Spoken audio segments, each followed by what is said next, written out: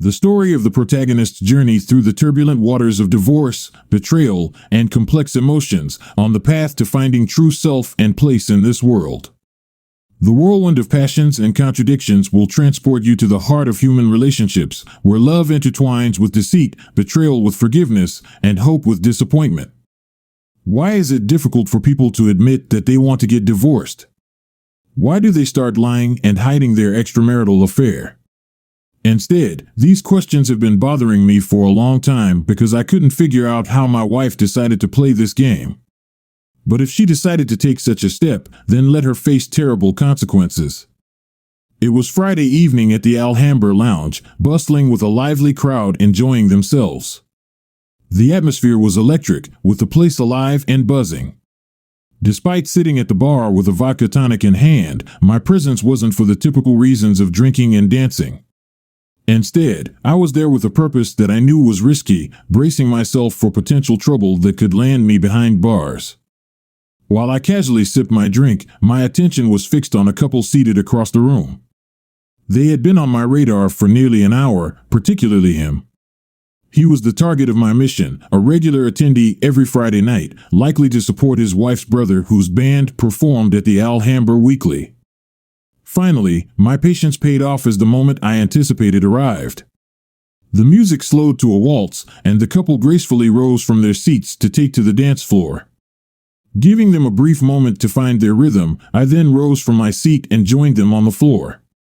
Approaching him from behind, I tapped him on the shoulder and asked, "May I cut in?" He turned to confront the man who was trying to invade him and his wife.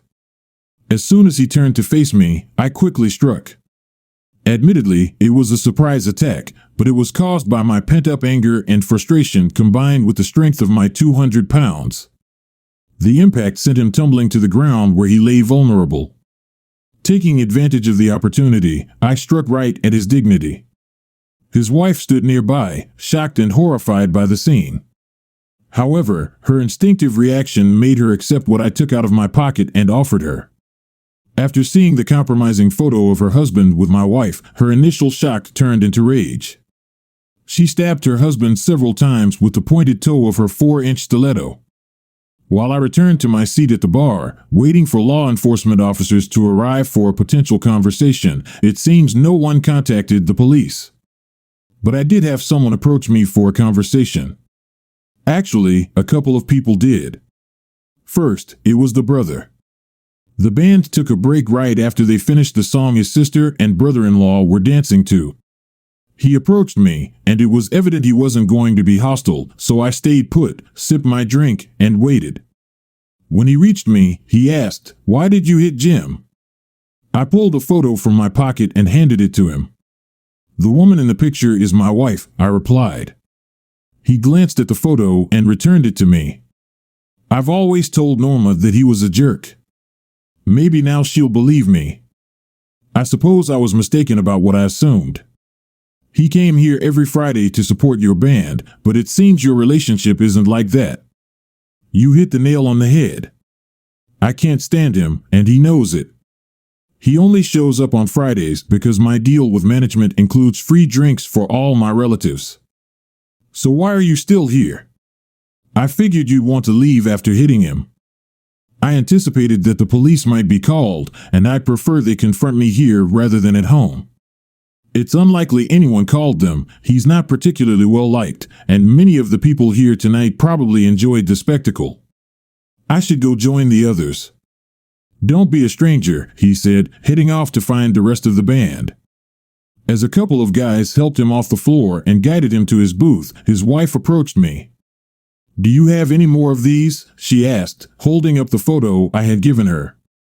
"I have a couple of dozen," I replied, "and 2 hours of video." "Can I have copies?" "Of course. You realize you've created a problem for me tonight, right? I would think informing you would solve a problem for you. Not that he can't drive me home in his current condition, and even if he could, I wouldn't let him in the house. No problem. I'll drive you home. I'm ready to leave now." While in my car, I mentioned, "Your brother informed me that your name is Norma, so now that I know yours, I suppose it's fair for you to know mine. I'm Bob Lloyd." Given the situation, I can't exactly say I'm thrilled to meet you, but in a way, I guess I'm somewhat pleased to make your acquaintance. Oh, that sounds a bit unusual. I'm pleased because you've given me a gift tonight. A gift? I'm confused. You've granted me my freedom. I've suspected Jim of cheating on me for a couple of years now, but I lack the means to hire a private investigator to gather evidence. What you've provided me tonight is exactly what I need to end things with him. That sounds like my situation. I've had suspicions that Vicky has been unfaithful for a while, but I only recently had the funds to hire someone. My grandfather passed away and left me some money. I never disclosed the amount to Vicky, so I used a portion of it to uncover the truth about her. When we arrived at her house, she said, "I'd like to invite you in, but I'm concerned you might interpret it the wrong way." How so? You might think I wanted to seek revenge on Jim by being with another man and chose you for that purpose. But that's not why I want to invite you in. I want to pick your brain for any information you have about Jim and his actions. You can trust me. If I were to join you in bed, I'd be no better than Vicky, and I won't stoop to that level. I followed her into her house and into the living room. She gestured towards the couch and asked if I wanted a drink or if she should prepare some coffee. Coffee would be great for me. I don't plan on staying too long. If I'm still here when your husband returns, I might just leave before things escalate again. He won't be coming back. Before I left him, I made it clear he shouldn't return. I warned him that if he did, I wouldn't hesitate to use my gun. Would you really go that far? Probably not, but he's aware I'm angry. He knows how I react when I'm angry, and he's aware I have a handgun. You own a gun? You seem surprised. It's just that, besides law enforcement, I've never known a woman who owns a firearm. I purchased it for protection when depositing the day's earnings at the bank's night deposit. It's a Llama .380. It resembles a compact .45, and Jim is aware that I'm proficient in its use. As she made her way to the kitchen to prepare coffee, I couldn't help but wonder why her husband was involved with my wife, especially when he had someone like Norma waiting at home. Norma was an attractive woman, and if I weren't still committed to Vicky, I might have considered pursuing her myself. But well, my ties to Vicky wouldn't last much longer, and who knows what could happen then. Norma returned and sat beside me on the couch. Coffee will be ready in about 5 minutes. So, how long has Jim been involved with your wife? At least a month that I know of. That's when I hired a private investigator to look into it, though it could have been going on longer. Looking back, our marriage started to change about 2 years ago, but I've been suspicious of Vicky for over a year now. I believe she's been cheating on me since our relationship shifted. Jim might be the only one, or he could be one of many. He just happened to be the one I caught her with. What did she say when you confronted her? I haven't confronted her yet. I suspect she'll find out when your husband calls her tomorrow. I'm curious to see how she'll handle it. You've known for a month, and you've let her continue? When I confirmed it, I consulted a lawyer about getting a divorce. Turns out, we live in a state with no-fault divorce laws. It doesn't matter who's at fault, the divorce is straightforward, splitting everything 50-50ths. I don't care about the laws. I'm not going to let Vicky benefit from betraying me. Once I understood the divorce process, I started rearranging and hiding assets. Vicky might get half, but it'll be half of a lot less than what was there a month ago. So, what can you tell me about Jim and your wife? They convene each Monday and Thursday. On those evenings, Vicky purportedly engages in card games with her sorority sisters from college and participates in a book club meeting at the library. Those are the designated nights for Jim's bowling and lodge gatherings. He stayed at my place for 3 nights when I was away on a business trip. That's where the videos I possessed originated from. I can't confirm if it was a one-time occurrence, but considering I travel for business approximately once a month, it could have been a regular arrangement for them. I suppose that clarifies Jim's sudden business trips. They always appeared sudden, but it never crossed my mind they might be fabricated. What's your plan? I'm going to end things with him, and quickly, before he has a chance to conceal assets. First thing Monday morning, I'll consult a lawyer. It's unfortunate they don't work on Saturdays, or else I'd see one tomorrow. Actually, I know a lawyer who works on Saturdays. If you're serious, I can connect you with them. I'm dead serious. I pulled out my phone and dialed a number from my speed dial. Once the call connected, I switched to speaker mode and announced, "You can relax. I won't require your assistance to get out of trouble."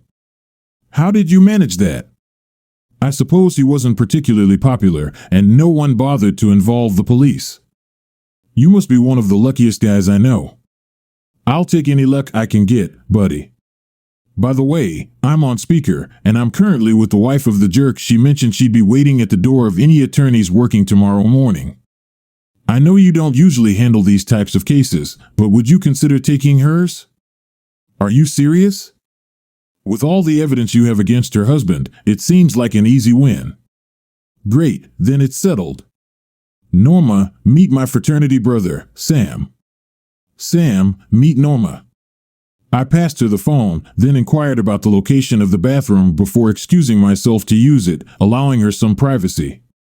Upon returning, I noticed the phone was still on speaker, so I announced my presence. "I'm back. We've got everything sorted. Take care." "I'm heading to bed. Catch you later," he said, ending the call abruptly. I tucked my phone back into my pocket as Norma began to speak. "Sam mentioned he'd file on Monday morning and have Jim served at his workplace that afternoon. He claimed it could be done swiftly by duplicating your paperwork with my details, replacing yours. Will your wife be served on Monday too?" "That's the plan." And then the real struggle begins. Vicky won't surrender easily. She'll hire a lawyer and contest the divorce. She'll throw up every obstacle she can, and I'll do my utmost to navigate around them. Sam predicts she might push for court-ordered counseling to delay proceedings. She can't prevent the divorce, but she hopes to make it financially draining enough for me to reconsider. Would you reconsider? Not a chance. I might have been able to overlook a one-time mistake, but a prolonged affair? That's out of the question. Plus, there are the disparaging remarks she made about me during their intimate conversations. Since I'll be sharing all the evidence with you, I should warn you that you don't come out too favorably in their discussions either. It makes me wonder why they even stayed with two apparent losers like us. I understand all too well why Jim remains with me. I am the financial backbone of this family. And the satisfying part, at least for me, is that I won't have to endure any of the nonsense without fault. I have a solid prenuptial agreement in place. If you're the one with the money, why didn't you consider hiring a private investigator? The money is tied up in a trust fund that I can't access until I turn 30, and I still have 16 months to go. I can use it for medical and educational expenses, but that's it until I'm 30. Moreover, I earn a third more than Jim does in my job, and it's my income that supports our current lifestyle. However, even with that, there is no extra cash I could spare to hire an investigator. I probably share some blame for Jim getting involved with your wife. How so? If I had expressed my suspicions when I first suspected him of cheating, he might have stopped. The prenup was clear about consequences for adultery. He knew exactly what he stood to lose if I caught him. But I suppose that speaks volumes about what he thinks of me, that he believes I'm too oblivious to ever catch on to his actions. When can I obtain copies of your findings? Sam has all the information. When you go to sign the paperwork, tell him I instructed him to provide you with copies. I glanced at my watch and remarked, I need to leave soon. Can I check in with you occasionally to see how things are going? Absolutely. I hope you do. Once again, thank you for the gift you've given me. Perhaps I can treat you to dinner one evening as a token of my appreciation. That sounds lovely. I'll reach out to you once things settle down at my place. I'm not sure what awaits me there. Your husband might be well enough to contact Vicky. I hadn't planned on confronting her until she received the divorce papers on Monday. I suppose I should have considered that before pursuing your husband. Oh well, it's too late to dwell on that now. When I arrived home, Vicky appeared to be her usual self, so I assumed she hadn't received a call from her lover. She greeted me with a kiss and inquired about my lateness. I explained that Al, my boss, wanted to celebrate signing the Johnson contract, so we stopped for a few drinks. I tried calling to inform you, but you didn't answer your cell or the home phone. I left my cell on my desk at work. I didn't even hear the home phone ring. Have you eaten? I had some ground round with the drink, so I'm fine. Dessert? No thanks. What do we have? Come to the bedroom, and I'll show you. I glanced at her, and since I didn't respond, she must have thought I was a bit slow, so she added, "It's been almost a week since we made love, and I'm feeling a bit needy." I understood her intention, yet my pause stemmed from deliberation on whether I desired to proceed at that moment. Vicky wasn't high on my list of preferred individuals. However, I ultimately concluded that I should seize any opportunity available. Who knew how long it would be until I found another chance for intimacy after Vicky was out of the picture? With a smile, I responded, "I'll accept your challenge." While we were doing this in bed, I couldn't get rid of the memory of my wife's words to her lover. She noticed that I had a modest tool that could not provide her with complete satisfaction. Then, for the first time in the history of our marriage, I did what Vicky had mentioned to her lover and what I had always done. I turned away and fell asleep. I was wondering how Vicky felt about it. This was the first time I hadn't snuggled up to her after making love and dozed off with her in my arms. I hoped she was lying awake thinking about it, perhaps wondering or maybe worried about the changes. Our Saturday routine usually included waking up, taking a shower, and going out for breakfast. However, on that particular Saturday, Vicky changed the plan.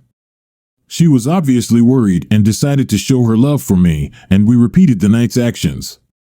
After that, we took a shower and ate.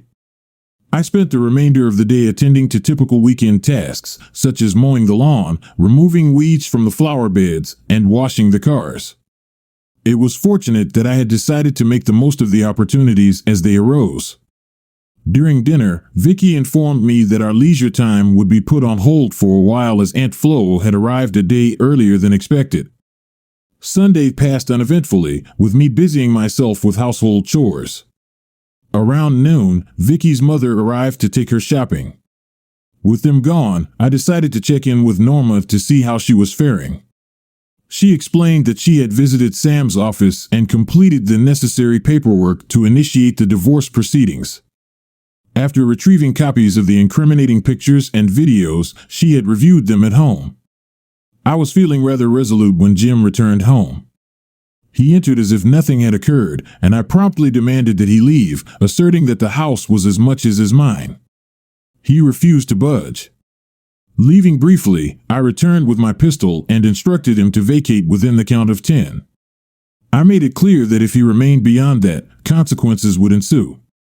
He could discern from my demeanor that I meant business, prompting him to swiftly depart. Would you truly have taken that action after hearing the derogatory remarks he made about me in those videos? You bet I would have. How are things going on your end? Quiet. Seems like Vicky hasn't heard anything from your husband either. That, or she's an incredible actress. But come to think of it, she probably is. She's had me fooled for years into believing she was a faithful and loving wife. Well, you live and you learn. Did Sam mention when he'd have your paperwork ready? He mentioned he'd submit them to the court first thing in the morning and could have Jim served whenever I wanted. I'm not sure about your plans, but I asked him to serve Jim at his workplace in the afternoon. I had the same plan. Naturally, I had hoped it would come as a big surprise to her, but it seems unlikely now. I'm sorry. I didn't mean to spoil it for you. You didn't. I ruined it myself by confronting your husband on Friday night. Even if he doesn't tell her, he'll make it clear that I'm on to her when they talk at work on Monday. The important thing is, it'll soon be over, except for the legal stuff, and I can start moving on with my life. Can we meet up on Monday evening? I'll treat you to that dinner I promised, and we can have a couple of drinks to celebrate. I won't know until late tomorrow if I can make it. I'll be busy moving out of the house as soon as Vicky leaves for work. The house belongs to her.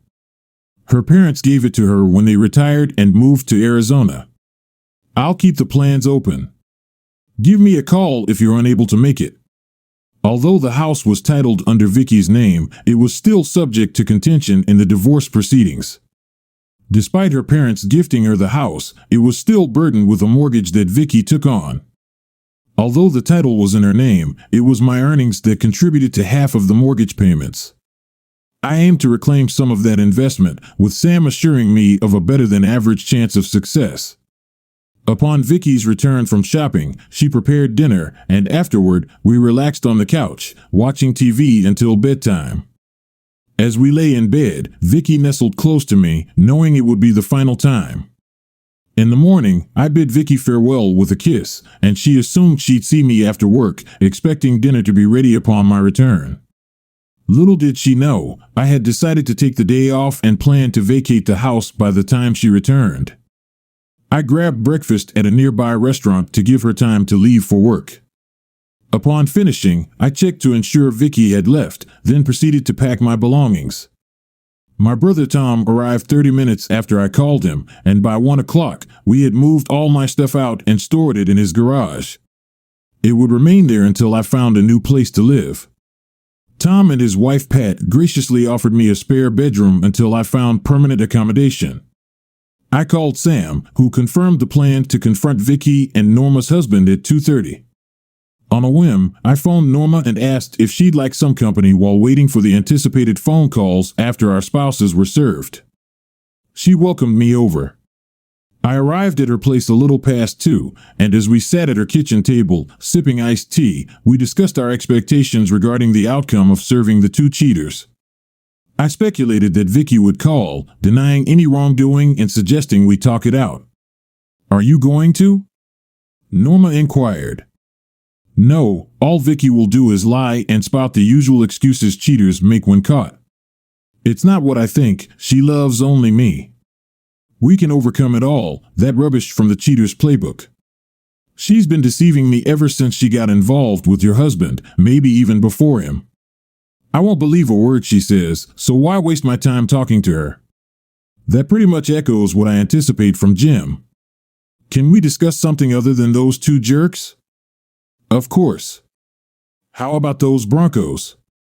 I casually mentioned it as a joke, but she surprised me by responding seriously. It all depends on Manning's performance. He's been inconsistent in the past 2 seasons, and this year he seems prone to interceptions. If he can improve, the Broncos might have a shot at winning it all. I was impressed. She articulated exactly what I was thinking. We delved into football discussions, particularly about Denver's defense, when my phone rang. Glancing at the caller ID, I saw it was Vicky, and checking the time, it was 2:35. "Time to face the music," I said, switching my phone to speaker mode as I answered. "Good afternoon, this is Bob. What the hell is going on with this divorce nonsense?" "Since?" It's typically what happens when someone discovers their supposedly faithful wife is cheating. "How dare you call me a cheating wife? Isn't that what you were doing with Jim? And, by the way, his wife feels the same. Just letting you know in case you missed the memo when he was served. Sleeping with Jim? Where did you even get that twisted idea from?" The photos and videos my private investigator gathered for me. Photos, videos? I sincerely hope you're not going to attempt to convince me that it's all a misunderstanding, that those individuals in the pictures and video aren't you. I might entertain the idea that you have a doppelganger or something of the sort, but I won't believe for a second that Jim also has a double, and that your doppelganger and his happened to coincide, which is who my private investigator caught. Admit it, Vicky, you've been caught. We'll discuss this when we're home tonight. No, we won't. By the time you get home, you'll find that I've left. Any further communication between us will have to go through my attorney. Goodbye, Vicky. Just as I ended the call, Norma's phone began to ring, and she glanced at the screen. It's Jim. He never calls me during the day, she chuckled, adding, I wonder what urgent matter has come up. Answering the call, she activated the speakerphone. "Hello, it's me. What's all this talk about divorce?" Norma remarked to me, "They seem to be following the same script." "What?" her husband queried. "I was just telling Bob that it sounds like you and your mistress are following the same script. Your words when I picked up the phone are nearly identical to what she said when she called him." "Who's Bob?" "I'm your soon-to-be ex-wife's new partner," I replied. "Why are you with my wife?" "We watched the video obtained by his private investigator, watched your interaction with his wife, and frankly, we came to the conclusion that neither of you would star in adult films." "Really, she satisfies me much better than you've ever satisfied me." "You're delusional," I retorted. "Norma is far superior to the woman I was married to, and he's far superior to you, even at your best," Norma added, exchanging a smile and a high five with me. Then she continued, "Just like he told his cheating wife a few minutes ago, from now on, all communication will go through my lawyer. You should find his card and the legal documents that were handed to you. You can come at 6 o'clock in the evening to pick up your things, but keep in mind that all the time you are here, I will keep my pistol ready, with a cartridge in the chamber and cocked." He paused for a moment before addressing me. "You caught me off guard, you jerk, and I'll be seeking revenge. You won't have to search, I'll be waiting on the front porch when you come to collect your things tonight. Bring your A game, I've got a lot of pent-up anger, and beating you up will help release some of it," I replied. He stayed silent, and after about 30 seconds, Norma assumed he had hung up, so she closed her phone. "Are you really going to wait for him on the steps?" I said I would, and I don't want him to think I'm a liar or scared of him. "I'll have dinner ready just in case you're hungry after. I have a couple of apartments to check out this afternoon, but I'll be back by 5 o'clock in case he shows up early. I have plenty of space here, you could move in with me." "I appreciate it, but it wouldn't look right. I'm only offering you a place to stay, not any special treatment." "Even so, it wouldn't look right, and I won't give her anything she can use against me. I've got her trapped, and I don't want to give her any leeway. The offer stands if you change your mind." I didn't find the apartments particularly appealing during my search, so by 10 to 5, I returned to Norma's place. We settled on the front porch swing, where Norma served iced tea and cookies as we conversed. The topic turned to my pending divorce. "What's your plan regarding your soon-to-be ex?" Norma inquired. "I've already taken action, moving out and initiating the divorce proceedings," I replied, no desire for revenge, none at all. It seems futile, any retaliation would only lead to escalation, and frankly, I don't have enough regard for Vicky to invest any effort into it. At 20 to 6, a car pulled into the driveway. Norma's husband emerged, observing us on the swing before fetching a baseball bat from the trunk. With a grin, he approached, jokingly remarking, "I followed your advice, brought my game," gesturing the bat towards me. While I was searching the area for something that could be used as a makeshift weapon, a loud bang pierced the air, and I witnessed her husband collapse. My gaze shifted to Norma, who was brandishing what looked like a scaled-down Colt .45, aimed at her fallen spouse.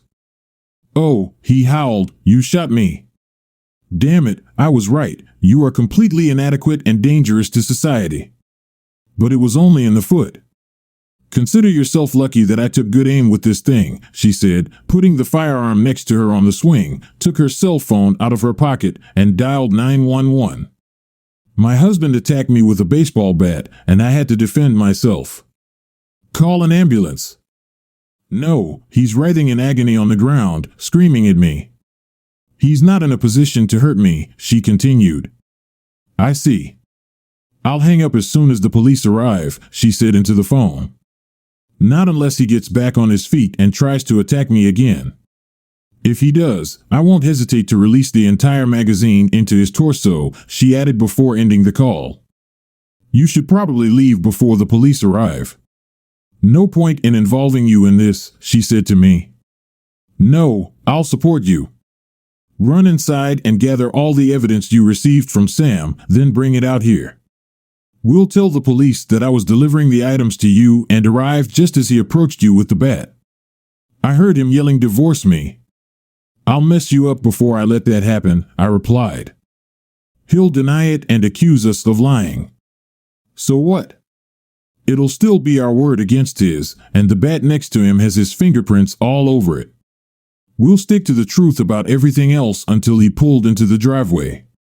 We'll tell them about waiting together for his and Vicky's frantic calls, what was said, and how you informed him he could collect his belongings at 6, I continued.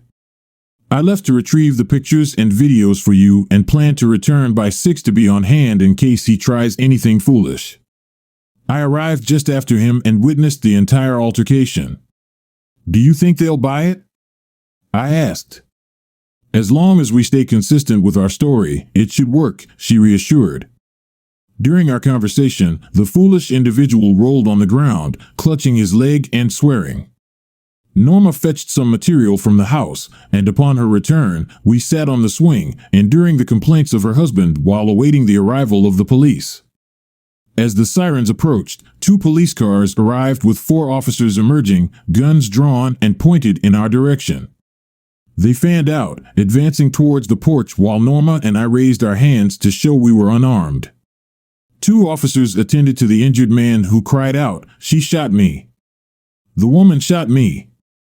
Once the police secured the area, an ambulance arrived to transport the wounded man away. I instructed the officers to handle the baseball bat carefully as it was evidence. Norma and I were separated and taken to the police station, each placed in separate rooms. A detective came in, and I recounted my version of events. 3 hours later, I was released and driven back to Nora's, where I retrieved my car and headed to Tom's place. Norma stayed with them until approximately noon the following day. She phoned me upon driving home to update me. It seemed that the police accepted our explanation, as I was only charged with discharging a firearm within city limits before being released without bail, she said. Reflecting on our experience at the station, we reassured ourselves that everything would likely turn out fine. I'd invite you for dinner, but given the circumstances, I believe it's best for us to keep our distance for a while, she said. I concur, but assure her that I would stay in touch.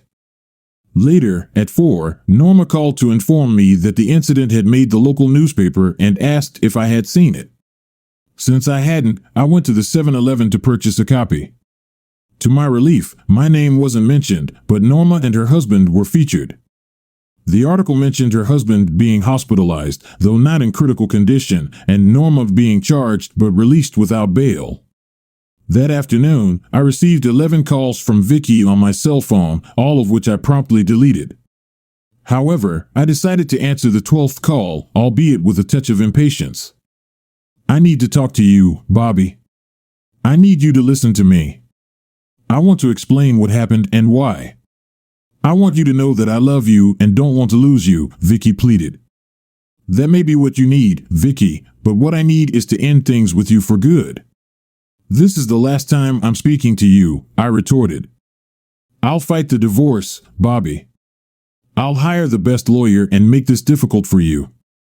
I've spoken to people who've been through divorces, and I know what I can do, Vicky threatened. You haven't learned a thing, Vicky. You can't prevent a divorce. You can make it lengthy, expensive, but you can't stop it unless I agree. You can't force me to take you back or live with you. All you'll do is waste our money on lawyers and court fees. If you want to spend years paying your lawyer, go ahead. Eventually, no matter what, I'll be granted the divorce, I concluded firmly. I paused as if struck by a sudden idea, then suggested, perhaps your resistance to the divorce could benefit me. I might instruct my lawyer to halt the proceedings altogether. Truth is, I don't see the need for it, as I have no intention of remarrying. Being single isn't a pressing concern for me, plus it would save me money, no hefty legal fees, no court-ordered alimony, and no messy asset division.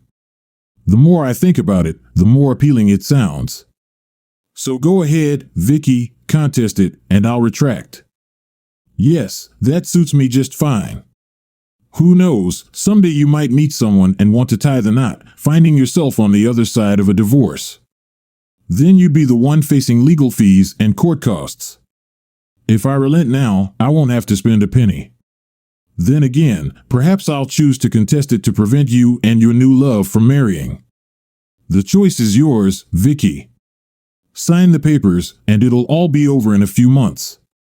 Resist, and I'll stick to my plan. But regardless of your decision, one thing is certain, as far as you're concerned, I'm gone for good. Goodbye, Vicky. I ended the call. A series of events unfolded over the following month, comprising both positive and less favorable occurrences. Vicky refrained from signing and returning the divorce papers, yet she also refrained from hiring an attorney to contest the divorce proceedings. Sam believes she assumes that by not signing and returning the papers, the divorce process will cease, thus avoiding attorney fees. Her assumption is incorrect, although it's not in our interest to correct her. We have proof of service, and her lack of response means the proceedings will continue. On a positive note, Norma's husband faced felony charges of menacing, enabling Norma to obtain a restraining order against him. However, the less favorable aspects included Jim obtaining legal representation to contest the divorce, potentially prolonging and increasing the costs of the process. Additionally, the district attorney, up for re-election, persisted with charges against Norma, possibly to avoid being portrayed as lenient on crime by opponents. During the divorce hearing, Vicky's absence, likely stemming from her belief that non-participation would halt proceedings, led the judge to grant the petitioner's request. Leaving the courtroom, I knew I would be a free man in 120 days. That evening, I dined with Norma, who once again extended her offer of accommodation. You don't need to worry about the appearance anymore now that your divorce has been finalized, she said. That may be the case for me, but it's different for you. You can't risk giving Jim anything that could be used against you, I replied. I'm not concerned. Sam assures me that the divorce will be straightforward due to the adultery and the incident with the ball bat. Perhaps the divorce will go smoothly, but part of it involves dividing assets, and my presence here might complicate matters for you, I said. That's irrelevant. The most he can claim is half of the house and some of our savings. Besides, I'm about to inherit my trust. In a year, I'll be fine, so I'm not worried about any of that. But I am, I replied. It's probably not the best time to say this, but I've developed feelings for you over the past few months, and I don't want to do anything that might make things harder for you, I confessed. Why would you say that? Why shouldn't you express your feelings? She asked. Because I want to be with you, but I can't, I said. Why not? Have you considered that your feelings might be mutual? She inquired. That's not the issue, Norma. We can't give the district attorney or your husband anything they could use against us in court. I might have to testify in both trials, and I need to minimize any potential damage. Maybe we can meet once a week for dinner and explain it as keeping each other updated on our divorces. Since our spouses caused the split, but even that might be risky. We need to maintain distance until the court cases are resolved, I explained. She stared at me for a moment before saying, Why does life have to be so complicated? I understood exactly what she meant. During the following 2 months, I took Norma out for dinner once a week. It was painful to refrain from going where I truly desired, but I compelled myself to maintain distance. Meanwhile, I received 3 or 4 calls a week from Vicky, imploring me to speak with her and begging me to return home. The trial of Norma turned out to be rather disappointing. The district attorney presented his case with Norma's husband as a key witness. Despite his initial denial that the bat was meant for Norma, he inadvertently revealed that it was meant for me instead.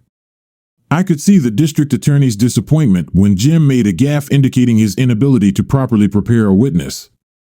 Norma stuck to the agreed story, and then it was my turn to testify. Yes, I knowingly gave false testimony, but I didn't care. After all, this jerk ruined my marriage, and I felt I owed him some kind of revenge. He jury deliberated for less than 15 minutes before reaching an acquittal verdict. He was sentenced to a year and a day, but he proved his idiocy even more by publicly threatening me in front of the judge, the jury, the prosecutor, and the audience. I'll get you for this. Wait for the reward, he said. I grinned at him, anticipating the day when he would demand retribution, knowing that his outburst would be documented, which would help him go back to prison. After the completion of the trials, I accepted Norma's invitation to move in with her. On my first night there, she came into my room and slid into bed next to me. "I've been dreaming about this for months," she whispered, putting her hand on my arm. One day, her husband and I joked on the phone that Norma was far superior to Vicky in bed, and it turned out to be true. We had a wonderful night. In the morning, everything happened again. The next night, the number was reduced to 3. In the end, I had to insist on reducing our activity to save enough energy to work.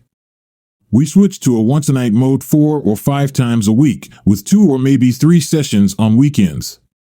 I wish I could say that our story ended happily ever after, but that wouldn't be true. Norma and I had a passionate relationship that sometimes seemed overwhelming to us, but eventually we realized that our bond was based solely on physical intimacy and football. Although we genuinely liked each other, love was not part of the equation. However, our affection for each other and the intensity of our physical connection kept us going until the day she mentioned meeting someone else she wanted to explore further. I packed my things and left. During the day, I wished her all the best and assured her that I would be there for a chance meeting if she ever needed it. "I'll remember that," she replied, but I never heard from her again. The final scene in the ongoing drama of my life unfolded 2 days after the divorce from Vicky was finalized. She received the papers in the mail and promptly called me. "You despicable person. How could you betray me like this? I never agreed to any of this nonsense. You earn twice as much as I do. How is that fair? And this claim that I owe you $30,000 for your supposed share of the house. You have no claim to the house, it's mine, solely mine." I couldn't help but chuckle at her outrage and responded, "Oh, but you did agree. You agreed by not seeking legal counsel and by not contesting the divorce. If you need to, you can take out a second mortgage on the house to settle my share. Look at it positively, it only cost you $30,000 to be rid of me. That's quite a bargain." "But I didn't want to be rid of you," she protested. As I hung up, I was relieved she couldn't see my expression. The truth was I hadn't wanted to let her go either. However, the harsh reality was that I couldn't stay with someone who cheated. I held firm to the belief in the saying, "Once a cheater, always a cheater." This story is full of emotions and twists, reflecting the complexities of interpersonal relationships. It underscores the importance of self-discovery and the search for true meaning in life even in the most difficult times.